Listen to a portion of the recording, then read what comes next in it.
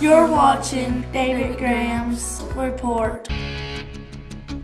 When every second counts, count on Vital Care MedTrans. You do have a choice when it comes to ambulance service in this area. So when you call 911, ask for the best. Wait a minute, are you Vital Care? Yes, we are. Oh, good. State-of-the-art equipment and a well-trained staff who stand ready to respond to your call. That's Vital Care MedTrans, when nothing but the best will do. Calvary Christian Academy and Daycare, located at 2139 Jacksboro Pike, behind Murphy's Gas in La Follette. Also located at 2139 Jacksboro Pike is Calvary Worship Center. Our midweek service is Thursday at 7 p.m. Sunday worship service at 6 p.m.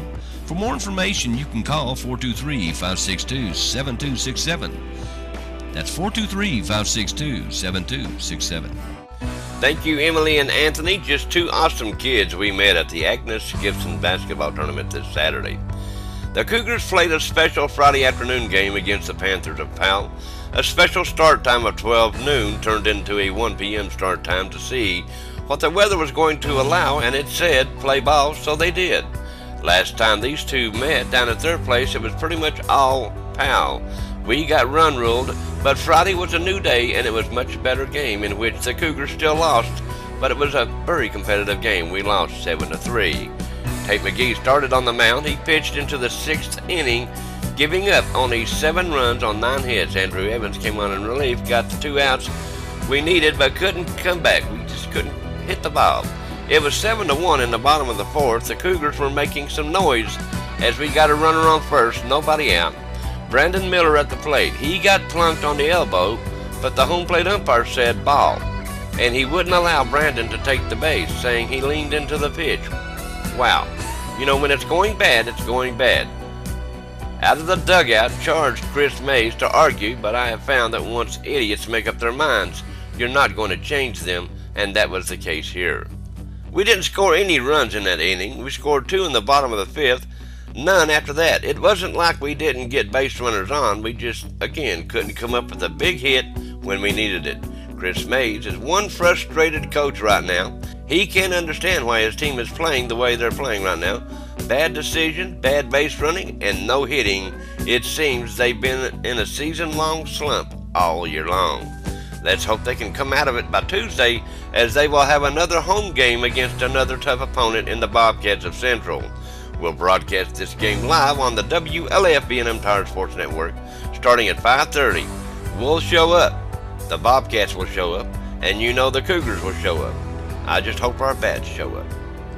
Now the Blue Devils will play at Oneida Monday, and then they'll turn around and play Tuesday at home against Oneida, and both start times are 5 p.m.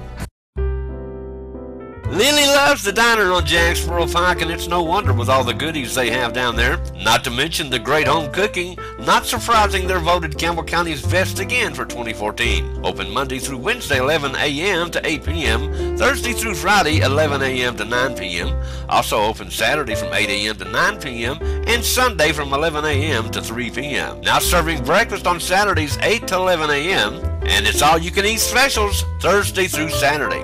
Welcome to the diner, where you'll find all your favorite foods. Come by and see Amanda or Linda at the diner on Jacksboro Pike, 423-566-4708. They have canceled the April 6th uniform fundraising tournament in Campbell County Youth Baseball and Softball League until the middle of the season.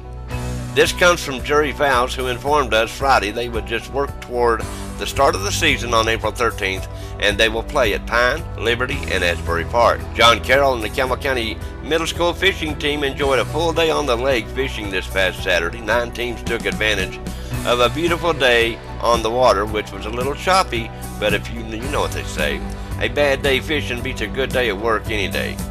Dylan and Jonathan Carroll came out on top with a total weight of 7 pounds, and it was Dalton King and Taylor McCarty who were a close second with 6.8 pounds. This meet goes toward their points. No trophies, no plaques were handed out, so it's all just a point thing. John Carroll thanked the kids and their families for their support. He knew it was Easter weekend and all. He said he would try to plan another event in April, one in May, and their banquet will be in June. and we'll keep you posted. You know, this is not exactly a sport, but lots of folks got together this Saturday at Wynn Elementary School to raise money for Agnes Gibson, whose house burned down back in February. She lost her son just 2 weeks before that. Here's what we put together for WLAF. They were there to win the tournament, but more importantly, they were there to raise money for Agnes Gibson, who lost everything in a house fire that destroyed almost all her possessions back on February the 20th. Just 2 weeks after the death of her son, we spoke with Gail Paul Doherty and Judy Walden Doherty, the daughters of Agnes. Tell us a little bit about this situation, when it happened, and just a little bit about that if you can. Okay, on February the 20th, I took Mom to the doctor, and when we was coming back, we seen a lot of smoke coming from her house. And then when we got down there, one of my brothers come out and said the house was on fire. Right. So she lost pretty much everything. Her granddaughter, Rachel Walden, was there along with her great-grandchildren, Emily and Anthony Walden, to show their support during this tournament. We all been helping my mom on Gibson's house. We've been laying blocks because we want to help her have her house back. Remember, you can take all donations down to the Cash and Carry on Indiana Avenue during normal business hours, or you can bring them up here to WLAF Studios, and we'll be sure the family gets every penny that's donated. And remember, no donation is too small or too large. Well, ladies, we again thank you for your time. Thank you. We thank everybody for helping us. God bless you all. Keep us in your prayers.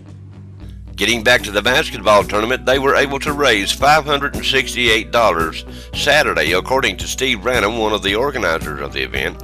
The other was Steve Savage, and they were only 8 teams entered in the tournament. They paid $40 per team. They had a raffle later on. They raffled off a one-of-a-kind knife handmade by Del Baker and Hoghead Knives. Del Baker is on Facebook. Just look him up. He makes all kinds of knives. Now, they would like to especially thank Mr. Bob Walden, who's the principal of Wynn Elementary School, for allowing them to use the school to put on this tournament. Remember, if you'd like to donate any amount, no matter how big or small, you can simply drop it off at WLAF right here, or Cash and Carry on Indiana Avenue, and I know the family would appreciate it. Okay, that's a good look at today's local sports. You guys stay tuned. There's a whole lot more to come right here on WLAF.